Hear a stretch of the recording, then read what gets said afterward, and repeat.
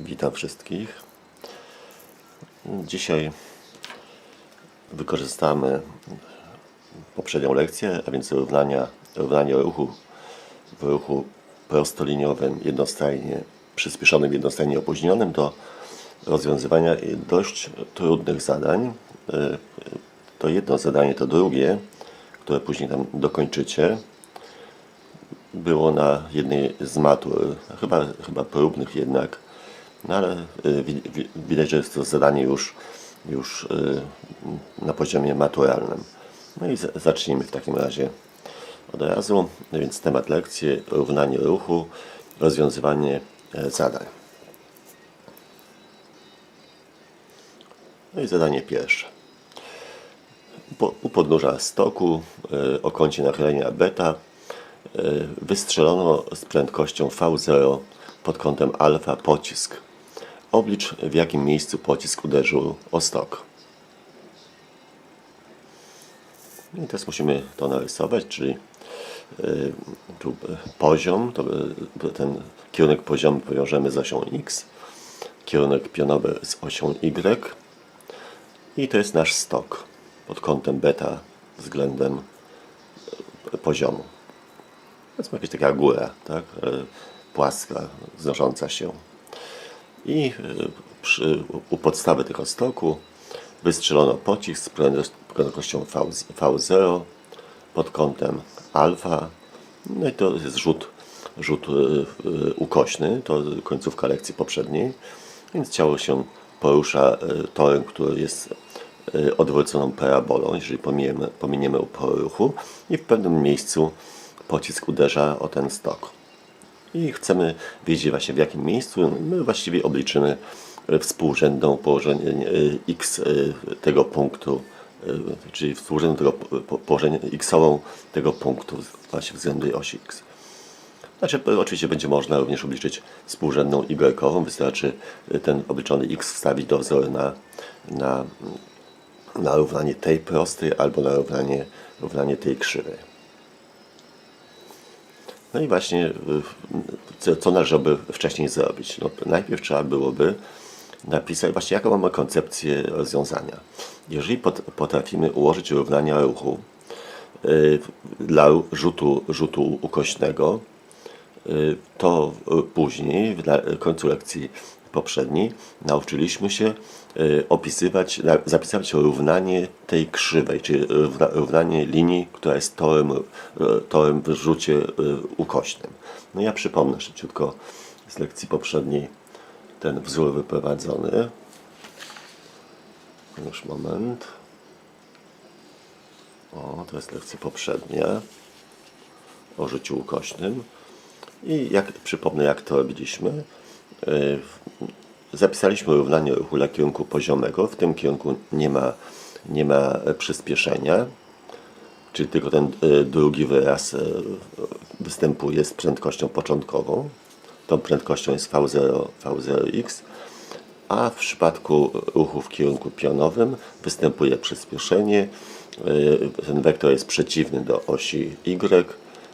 Wektor prędkości początkowej V0y jest zgodny z osią Y, więc będą dwa wyrazy. Nie będzie wyrazu tego pierwszego, ponieważ współrzędna położenia początkowego jest równa 0. Podobnie w tym wyrazie we wzorze na x nie ma wyrazu, nie tylko wyrazu z przyspieszeniem, ale również nie ma wyrazu tego pierwszego ze współrzędną położenia początkowego, to też jest równa 0 na osi x. I przyspieszenie jest równe przyspieszeniu ziemskiemu, jak pomijamy opory ruchu, i pozbywając się z tego układu równań czasu, czy obliczamy czas z pierwszego równania, wstawiamy do drugiego, uzyskujemy po pewnych przekształceniach ten wzór. I tu zauważmy, że sinus alfa przez cosinus alfa to jest nic innego, tylko tangens alfa. Poprzednio do zadania tu na poprzedniej lekcji lepiej było to utrzymać w formie stosunku sinusa do kosinusa, ale teraz będzie nam to korzystnie będzie zapisać to po prostu jako tangens alfa. Czyli ten wzór należałoby w tym zadaniu, które teraz będziemy rozwiązywali, szybciutko wyprowadzić. To widzimy, że to jest kilka linii. Znaczy, bo ten wzór nie jest wzorem podstawowym, więc trzeba za każdym razem zapisać te dwa równania i podstawić to te do równania drugiego i uzyskać ten wzór. No, ale zajmuje to kilka minut, a potem właściwie trudne zadania stają się proste, no, sprowadzają się później do rozwiązywania równań kwadratowych. No to tyle z poprzedniej lekcji, więc przypominam ten właśnie wzór już z tym tangensem, ten ostatni wzór. No i teraz na czym polega rozwiązanie tego zadania? Trzeba napisać równanie tej linii, no to właśnie jest ten wzór wyprowadzony na lekcji poprzedniej. I równanie tej linii, no to jest równanie linii prostej wychodzącej z początku układu. No to przypomnę, że równanie linii prostej w układzie yx to jest y równa się ax plus b. U nas to b jest równe 0, więc zostaje ax, a to a, ten współczynnik kierunkowy prosty, to jest nic innego, tylko tangens kąta nachylenia tej linii względem osi x, tak? Czyli to jest tangens kąta alfa w takim. Znaczy, tu napisałem alfa, bo to jakiś tam kąt, to nie jest ten kąt, który tu mamy. To jest, czyli tangens kąta nachylenia tej linii względem osi x. No to piszemy to równanie teraz tej linii prostej, to jest y równa się tangens. W tym przypadku ten kąt jest znaczem beta, czyli tangens beta razy x. No i w tym momencie właściwie kończy się fizyka. Ten wzór pierwszy może wydawać się skomplikowany, ale jego wyprowadzenie zajmuje 2-3 minuty, tak? No i w tym momencie nie ma żadnego problemu, jak rozwiązać zadanie. Znaczy mamy równanie jednej linii, to jest to, mamy równanie drugiej linii, a to jest punkt wspólny. Punkt współmieniający równanie i jednej linii, i drugiej linii. Czyli tworzymy układ równań i obliczone wartości y i x z tego układu równań to są współrzędne położenia punktu, który spełnia równanie i jednej linii, i drugiej linii. Czyli to jest współrzędna x tego punktu i współrzędna y tego punktu. My będziemy starali się obliczyć tą współrzędną x. No to musimy pozbyć się współrzędnej y. No to jest najprostsze. Zamiast y wstawimy do pierwszego równania wstawimy tangens beta razy x, tak? No to wstawiamy w to miejsce tangens beta razy x. Mamy równanie kwadratowe. Przenosimy wszystkie wyrazy na jedną stronę. No tu w tym przypadku na lewą, żeby nie mieć minusa przed wyrażeniem z x kwadrat. Przenosimy. No tu akurat jest ta prostsza wersja równania kwadratowego, gdzie nie ma wyrazu wolnego. Wtedy wystarczy wyłączyć x z tych wszystkich wyrażeń. Wyłączamy x. No i teraz w nawiasie zostanie takie wyrażenie. Będzie tu x już pierwszej potędze, a tu x zniknie. I teraz iloczyn dwóch wielkości jest równy 0, gdy pierwsza wielkość jest równa 0 lub ten nawias jest równy 0, tak? No to ten pierwszy warunek x równa się 0 to jest punkt wspólny tych dwóch linii, ale nie ten, tylko ten. Więc to jest oczywiste, że współrzędna tego punktu jest równa 0, ale nie o ten punkt tam chodzi, tylko o ten drugi punkt. I współrzędną x-ową tego punktu przecięcia się tych linii znajdziemy właśnie z tego drugiego warunku. Czyli ten nawias jest równy 0, więc przepisujemy równa się 0. Przenosimy wyrazy bez x na stronę drugą ze zmienionym znakiem. No i po przekształceniu to x równa się tyle. Znaczy mnożymy przez 2v0 kwadrat cosinus kwadrat alfa obie strony i potem dzielimy przez jeszcze g. I teraz wystarczy wstawić, gdyby ktoś chciał współrzędną y-ową znaleźć, no to wystarczy to x, czy cały ten wzór wstawić do jednego lub do drugiego wzoru. Oczywiście prościej jest do tego wzoru, ponieważ powinno być to samo z obu wzorów, ale nie będziemy utrudniać sobie życie, więc do tego wzoru trzeba by wstawić w miejsce x całe to wyrażenie, czyli praktycznie do licznika doszłoby jeszcze tangens beta, tak? No i to jest zadanie to pierwsze. No ale jeszcze powiem właśnie, bo to będzie w zadaniu tym drugim, tym maturalnym, że jak mamy zadania z rzutu ukuśnego i jakiś tam pocisk, jakiś kulka, czy cokolwiek poruszający się właśnie takim, znaczy w rzucie ukośnym, uderza w jakąś przeszkodę, no to te przeszkody mogą, jakich przeszkód oczekujemy na poziomie licealnym? No to może być właśnie taki stok, jakieś wzgórze takie, które znaczy o stałym kącie nachylenia, tak?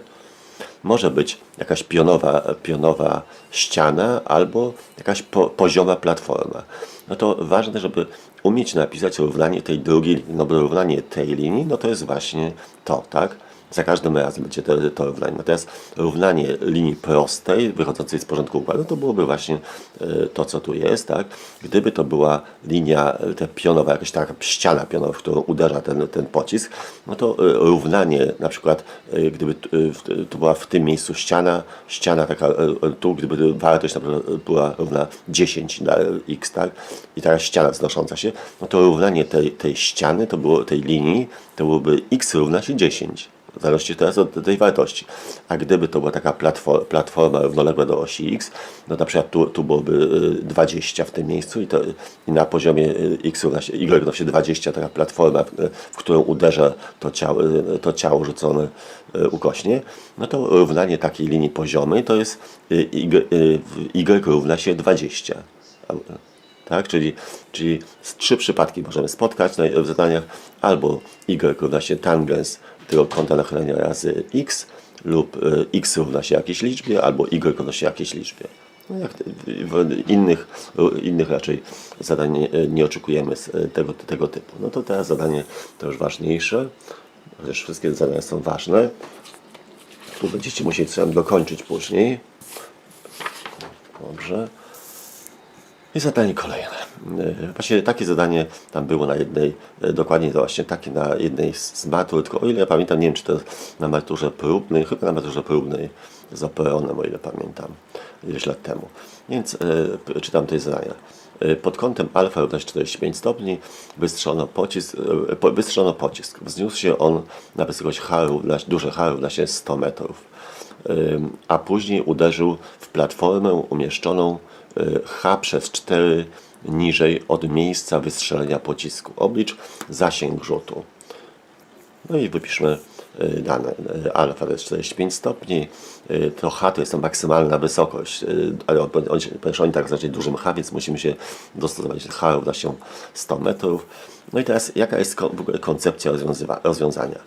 No więc to ciało wyrzucone porusza się tym torem w rzucie ukośnym, tak? I już nie spada na powierzchnię ziemi, bo tu jej nie ma. Dopiero ta platforma jest niżej o H przez 4, czyli tu spada niżej na taką platformę, tak? I jeżeli umiemy napisać równanie tej linii, takiej odwróconej paraboli, i równanie tej linii, no to ten punkt jest na przecięciu się tych linii, czy spełnia równanie i jednej linii, i drugiej linii. Więc jak napiszemy równanie jednej i drugiej linii, no to z układu równań współrzędne x i y, które spełniają równania znaczy w jednej i drugiej linii, to będzie rozwiązanie właśnie tego zadania. No to zaczynamy. Więc ważne jest, żeby to od nas zależy, skierować oś x i y właściwie. Moglibyśmy na przykład zacząć to z tego miejsca, gdzie jest ta platforma, i oś x skierować, tak, i oś y do góry.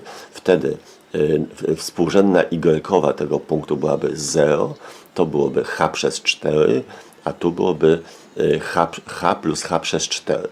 Ale nie jest to wygodne, ponieważ musielibyśmy na nowo wyprowadzać równanie teraz tej linii w tym układzie, w którym początek tej linii nie wychodzi z początku układu współrzędnych x, y. Ale po co? Więc ponieważ my już mamy równanie tej linii w przypadku, gdy początek układu jest w tym miejscu, znaczy mamy, ale oczywiście trzeba je, gdyby takie zadanie się pojawiło, to trzeba jeszcze raz szybciutko wyprowadzić, czyli trzeba by szybko dokonać tego, co tu jest zrobione, dosłownie 4 linijki, o, tu. Nie, no przepraszam, nie to. pokazuje nie to, co trzeba. Tu jest właśnie tak, patrzę w kamerze, małe literki są. Czyli trzeba by zrobić to, co tu robiliśmy. No to ile 4 linijki zajmuje to. Więc to szybko wyprowadzamy. I wtedy, jeżeli wybierzemy początek układu właśnie w tym miejscu, to my to równanie tej linii już szybciutko umiemy wyprowadzić. Więc tak zrobimy. Czyli 0 na osi Y będzie w tym miejscu, no i 0 na osi X też będzie w tym miejscu. I wtedy ta pierwsza część zadania to było wyprowadzenie tego równania, które pokazałem przed chwileczką, i w tym przypadku będzie nam korzystniej zapisać ten sinus alfa przez cosinus alfa jako tangens alfa razy x oczywiście, tak? Minus gx kwadrat 2v0 kwadrat cosinus kwadrat alfa. No tak, ale zanim to równanie wykorzystamy, to tu nam brakuje pewnych danych, bo my nie mamy w odpowiedzi, w danych nie mamy prędkości V0. To tu właściwie w tym miejscu jakby przerywamy to zadanie i wykorzystujemy zasadę zachowania energii mechanicznej do wyprowadzenia wzoru na wysokość maksymalną w rzucie ukośnym. Czyli jakby taka kolejna część teorii z rzutem ukośnym. Znaczy, to wyplanowałem dopiero właśnie, gdy będzie wyprowadzone to równanie, już do dynamiki przejdziemy i będzie wyprowadzone równanie, zasada zachowania energii mechanicznej, ale my już w klasie pierwszej z niej korzystaliśmy przy rzucie pionowym w polu grawitacyjnym, więc nie jest to żadna nowość. Więc u nas punkt, żeby to H obliczyć, tą maksymalną wysokość, to wybierzemy punkt początkowy, czy chwilę początkową, gdy ciało jest w tym miejscu, i chwilę końcową, gdy ciało jest w tym miejscu, na górze. I teraz zauważmy, że powiedzieliśmy już wcześniej przy rzucie ukośnym, że jest to złożenie ruchu jednostajnego w kierunku poziomym, bo w tym kierunku siła nie działa, więc prędkość się w tym kierunku nie zmienia. I ruchu jednostajnie, zmiennego, na początku jednostajnie opóźnionego, a potem jednostajnie przyspieszonego w kierunku pionowym z przyspieszeniem a równa się g co do wartości. Czyli w tym punkcie najwyższym ciało już się nie wznosi i nie opada, ale cały czas ma tą prędkość w kierunku poziomym, bo ona nie ulega zmianie. To V0x, tak? Było tu V0x, również w tym miejscu jest V0x, w tym miejscu też jest V0x, w tym miejscu też jest V0x, tylko że tu jeszcze ciało ma prędkość w kierunku pionowym, a w tym miejscu tylko ma prędkość w kierunku poziomym. No i teraz zastosujemy zasadę zachowania energii mechanicznej. Na początku, jeżeli wybierzemy tu na osi wysokości 0, dla wygody własnej, to tylko ciało ma energię kinetyczną, to jest wzór mv0 kwadrat przez 2, no bo wzór mgh jest 0, bo h jest 0, tak? Gdybyśmy tu na oś wysokości narysowali i tu wybrali 0. A na końcu, czyli w tym punkcie, ciało ma energię kinetyczną, to będzie mv0x kwadrat przez 2, no i plus jeszcze energia potencjalna, to jest mg razy współrzędna wysokości na osi wysokości, którą byśmy tu rysowali, to byłaby to h, bo jak tu jest 0, to odtąd dotąd jest h, to tu byłoby duże h, czy mgh. No i teraz przenosimy ten wyraz, żeby ten wyraz z mv0 x kwadrat na 2 na drugą stronę, wspólny mianownik tam będzie, i tam już wcześniej, no zresztą v0x do v0 to jest cosinus alfa, to tam było przy rzucie ukośnym wyprowadzone, czyli że samo v0x to będzie v0 razy cosinus alfa. To już było na poprzedniej lekcji wyprowadzone, tak? Czyli v0x to jest v0 cosinus alfa.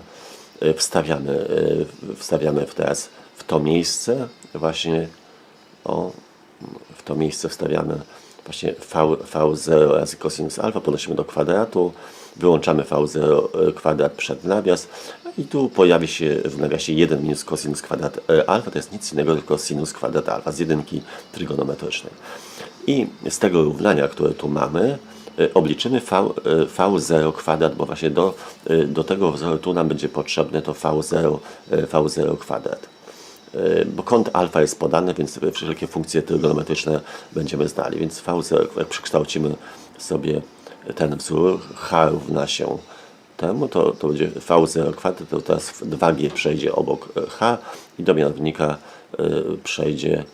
przejdzie sinus kwadrat alfa.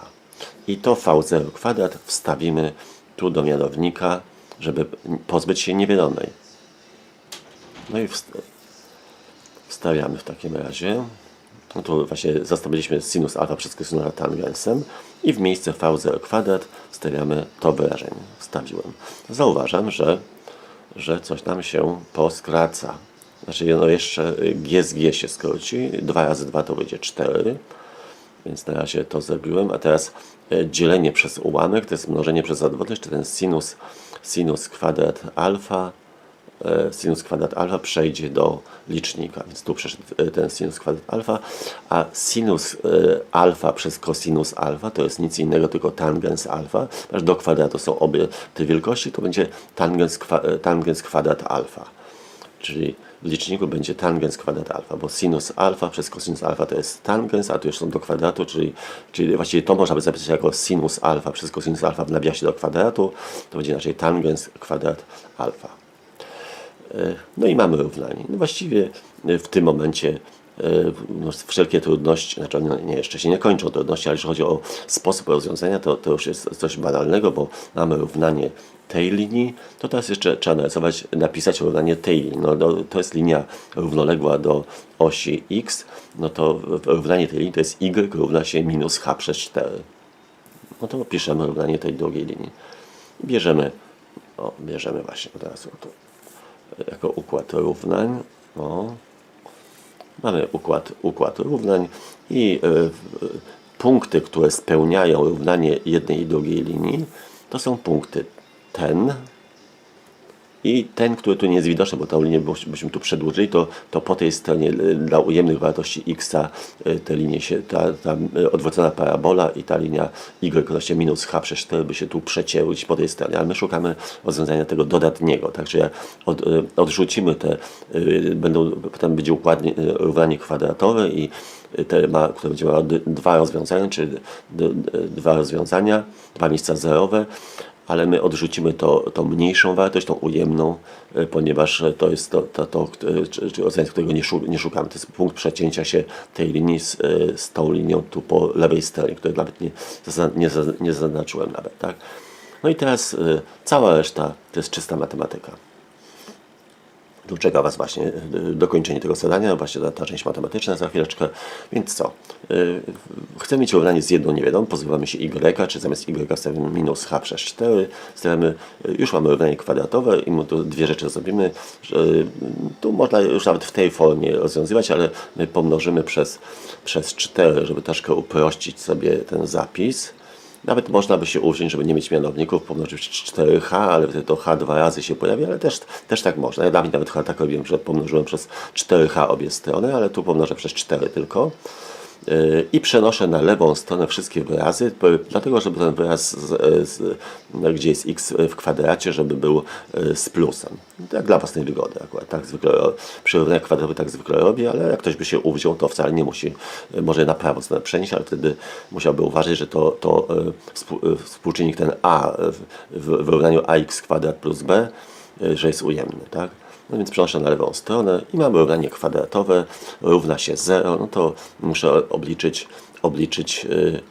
obliczyć deltę najpierw, potem, no czyli właśnie, więc mamy równanie kwadratowe, wtedy obliczam, wypisuję sobie, czemu są równe te współczynniki a, b, c, no to tu ja już wypisałem te współczynniki, no a to jest to, co stoi przed x kwadrat, b to jest to, co stoi przed x-em, czyli to minus 4 tangens alfa, pamiętajmy, a c to jest ten wyraz wolny, czyli minus h w tym przypadku. Tak?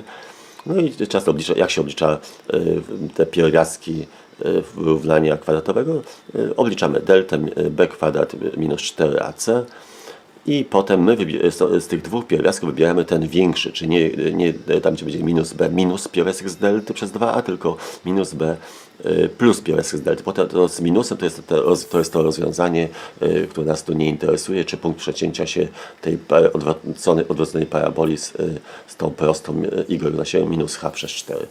No i ja tu kończę ten fragment, tu zaraz to wyłączę, żeby reszta rozwiązania była, to jest krótki fragment, będzie na nowym filmie, który nie będzie początkowo Wam widoczny, dopiero na końcu lekcji go uaktywnię. No i Waszym zadaniem jest teraz obliczyć deltę, deltę i obliczyć później współrzędną x-ową tego punktu przecięcia się tych dwóch linii, czyli ten jeden pierwiastek tego równania, jedno rozwiązanie tego równania, tak? No to tyle, ja na razie tu kończę, a drugą część nagrania teraz nagram, ale już to będzie na nowym filmie, on będzie uaktywniony dopiero później, jak już wy przyślecie swoje rozwiązanie. Także dziękuję na razie za uwagę i nagrywam za chwileczkę tą końcówkę tej lekcji. Dziękuję. No właśnie, no i tu jest zakończenie tej lekcji. Obliczyłem deltę. Deltę, tu się h skróciło. Pierwiastek z delty będzie mi potrzebny. Więc pierwiastek z 20 to jest pierwiastek z 4 razy 5, a pierwiastek z 4 to jest 2, więc 2 może wyjść przed pierwiastek. No i ten wyraz, ten większy pierwiastek obliczamy, czy z plusem przed deltą. Tu widzimy, że tu tangens, można by włączyć tangens alfa z licznika i skrócić częściowo z tym tangensem w mianowniku. H przejdzie do licznika i jeszcze tą dwójkę można skrócić z czwórką i z tą dwójką, tak? I mamy rozwiązanie. Tak, i to tyle na dzisiaj. Dziękuję za uwagę. Do widzenia.